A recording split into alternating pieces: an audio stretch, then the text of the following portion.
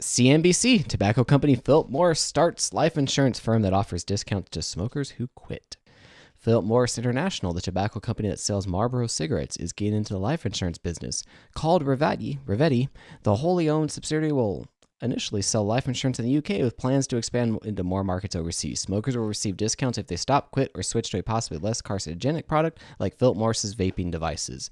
On average, people who switch to e-cigarettes will receive a 2.5% discount on premiums. People who switch to Philip Morris's heated tobacco product IQOS for 3 months will receive only a 5% discount, and people who quit smoking for at least a year will receive a 50% discount, the company said. Premiums for a 20-year-old non-smoker run about $6.47 US per month for a life insurance policy that pays $194,000 US. The same premium would buy a $77,650 policy for a 40-year-old non-smoker. E-cigarettes are incredibly popular in the UK thanks in part to the country's public health agency embracing the products as a less harmful alternative and encouraging people to switch. Offering people bigger life insurance discounts for switching to IQOS may push people to try it. And if you're like us, we were wondering, what the hell is IQOS? Here we go. CBS this morning. About a year ago, 24th of January 2018, is IQOS a smoke-free cigarette alternative, and is it safe? On a hip street in Toronto, Philip Morris is building what it says is the future of tobacco. Hi, I'm Tony. This is an IQOS boutique, one of many now open in about 30 countries, where Philip Morris promises to quit traditional cigarettes and sell IQOS instead. It totally looks like a spa, like you're not even in a tobacco shop. Philip Morris International and its U.S. partner Altria did not accept our request for an interview or a demonstration of IQOS. It took me a little bit of time to switch over, but after now, I hate cigarettes.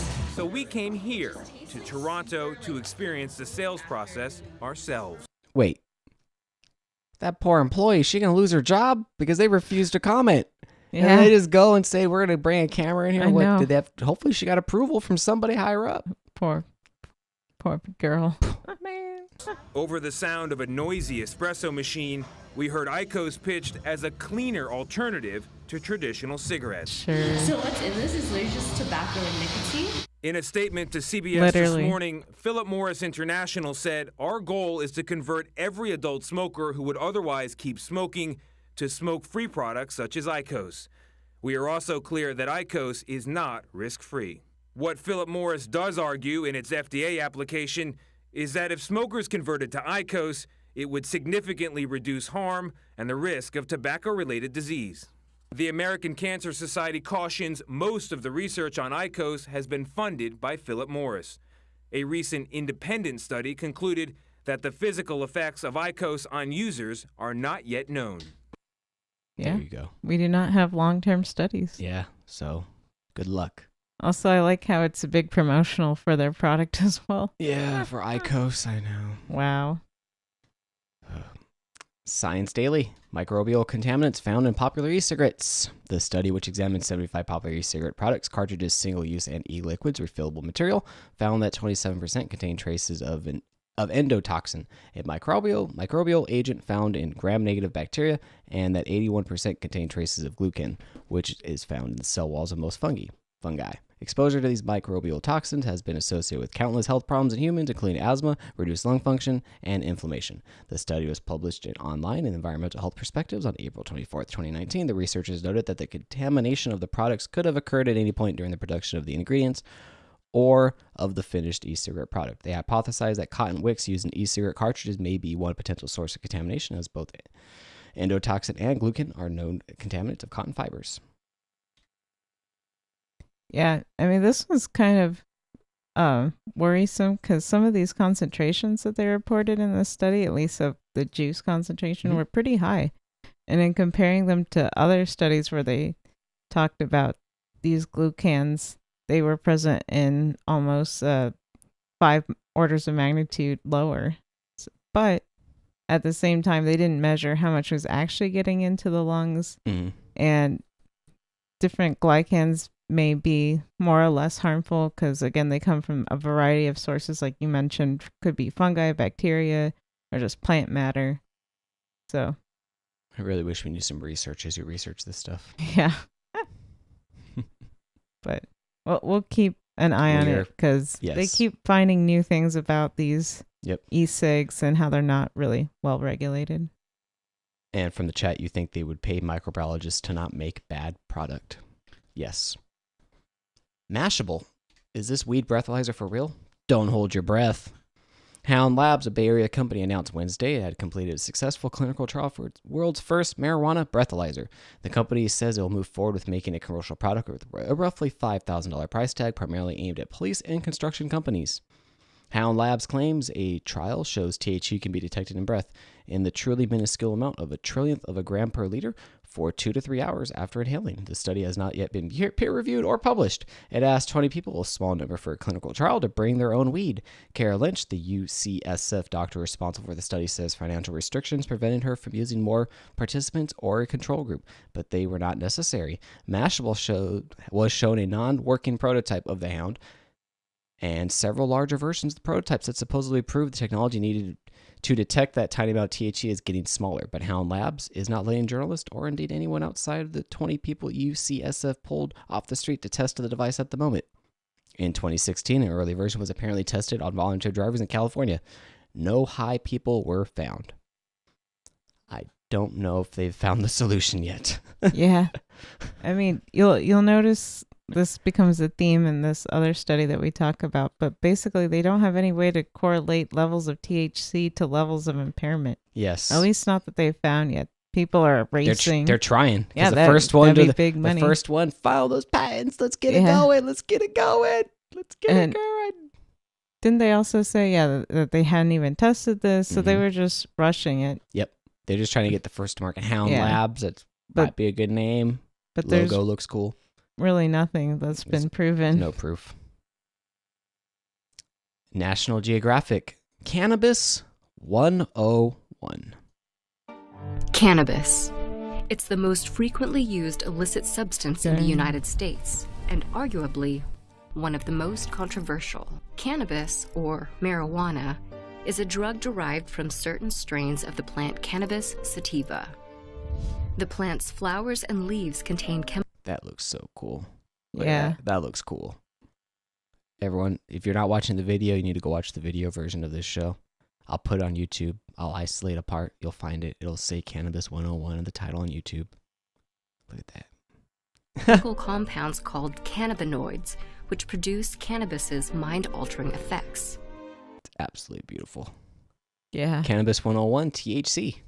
This high is largely caused by the cannabinoid called tetrahydrocannabinol, or THC.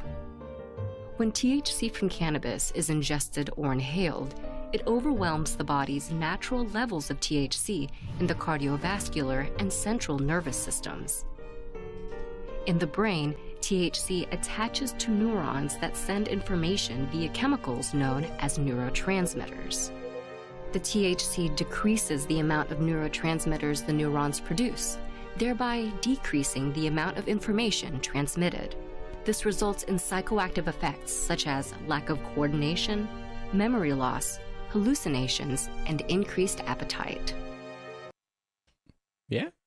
And there's a brief legal history, I think.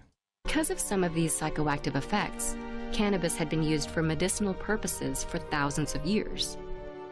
Then around the 20th century, cannabis became more accessible and more widely used for recreational purposes. Those are my kind of people. Yeah. But by the late 1960s, the use and possession of cannabis became illegal in many countries due to debates surrounding the drug's effects.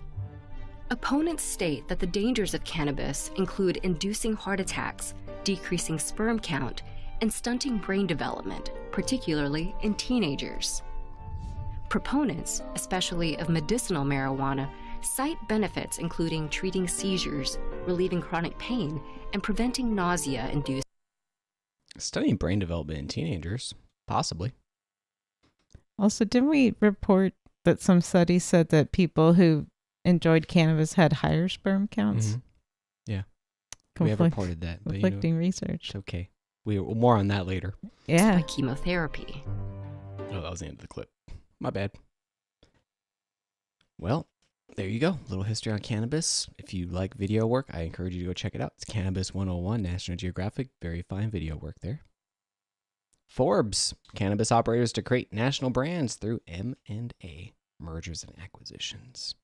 Companies like MedMen, Cresco Labs Incorporated, and Acreage Holdings have been among the main buyers in the U.S. and are creating national footprints. In Canada, where cannabis is federally legal, Canopy Growth Corporation and Aurora Cannabis have been acquiring companies and have nationwide reach. MedMen acquired PharmaCann, a dispensary chain, for $682 million in equity in December 2018, one of the 9 deals made by MedMen since the beginning of 2018. Acreage bought cannabis edible manufacturer Gesundheit Foods for $160 million in December, and cultivation and processing company Nature's Way Nursery of Miami for $67 million in January.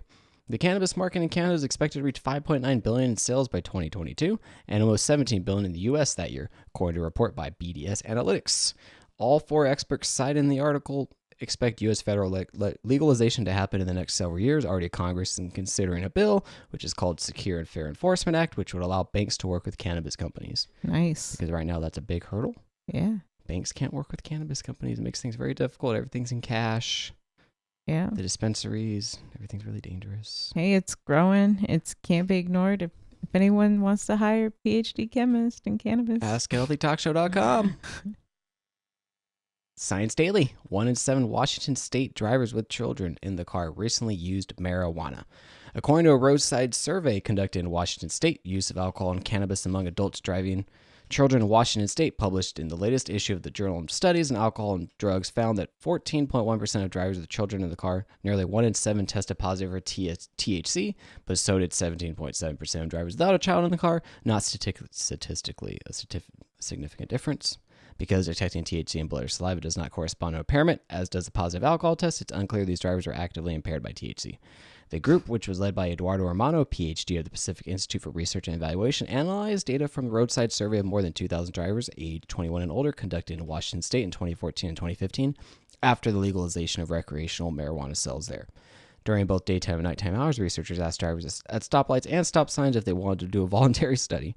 They obtained breath samples as well as blood saliva samples from volunteers and noted if children were present in the car and surveyed drivers about their attitudes regarding substance use. yeah. On one hand, again, there's no good way to quantify or correlate. So what does it really mean? It doesn't mean that even if there was marijuana detected, that they were driving impaired. Exactly. Because it stays in the system so long. And it's... Yeah. And then on the other hand, I was saving this statistic from the last report, but they said in 2013, an analysis of 66 studies showed that there was a slightly elevated risk of traffic-related injuries, but it was lower than the elevated risk from taking penicillin or antidepressants and antihistamines. What? And most people do take those types of medications, so... Thank you so much for watching.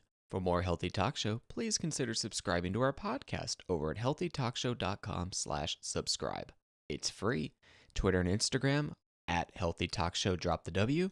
We record the podcast live Mondays at 8 p.m. Pacific Standard Time over at healthytalkshow.com/live. Love and light.